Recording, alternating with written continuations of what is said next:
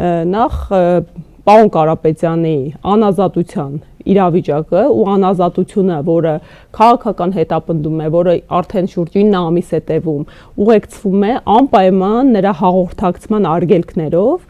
դա ուղղակիորեն այսօրվա իշխանության ու անձամբ Նիկոլ Փաշինյանի վախերի դրսևորում է, որովհետև իրենք 9 ամիս է կռիվ են տալիս պարոն Կարապետյանի ազատության հետևանքների հետ, հա։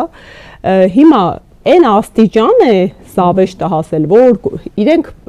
հերթական քաղաքական ուժը չեն, հա, այսօր։ Այո, իրենք ընտրապայքարում են, բայց միևնույն ժամանակ իրենք նաև իշխանություն են։ Ու իշխանություն լինելով իրենք մշտապես ունեն լրացուցիչ պարտավորվածություններ, պարտականություններ ու արգելքներ։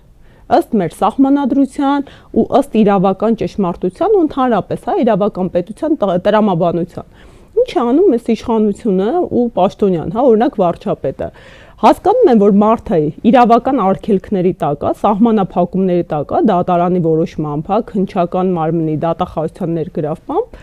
ու մանիպուլյացիան այն լեվելի են բարձրացնում, որ կանգնում ասում են, ինքը կարող է խոսել, խի չի խոսում։ Քաջ գիտակցելը, որ այդ մարդու նկատմամբ արգելք կա։ Ինչա դրթում եք խախտի արգելքը, հա։ Դիմացի քաղաքական գործիչը հեռախոսը վերցնի ուղիղ եթեր մտնի, ինչ գործողություն կհետևի։ Օրինակ, եթե Սամվել Կարապետյանը տրվի սադրանքին վերցնի եւ մտներ ուղիղ եթեր, այդ ժամանակ նրա խափանման միջոցը կրկին կփոխվեր, այս համոզված եմ, հա, դա սադրանք էր, անմիջապես մուտք գործեր դատարան միջնորդությունը եւ կրկին կալանքի կարգավիճակի, հա, կխստացնեին նրա խափանման միջոցը։ Էլ չասեմ, հա, այդ գրավի հանգամանքը եւ այլն։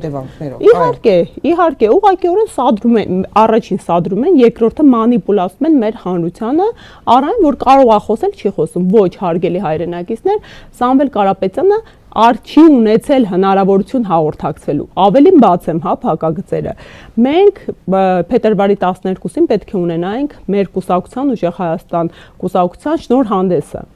Շնորհանդեսի համար հատուկ պարոն Վարդևանյանը դիմում էր ներկայացրել, խնդրել միջնորդություն էր ներկայացրել, թույլտվություն խնդրելով, որ գոնե մեկ տեսաուղերձով պարոն Կարապետյանը հնարավորություն ունենա ներկայանալու իր քաղաքական ուժի շնորհանդեսին։ Ասեմ ավելին, սա ոչ միայն անձնական իրավունք է, սա մարդու քաղաքական իրավունք է, որովհետև նա, այո, այսօրվա դրությամբ Հայաստանի Հանրապետության ամենախոշոր հանրային աջակցություն վայելող ընդդիմադիր ուժի առաջնորդն է։ Ու պետությունը այս դեպքում ունի կաշկանդվածություն եւ ունի պարտավորվածություններ ըստ միջազգային իրավունքի տրամաբանության։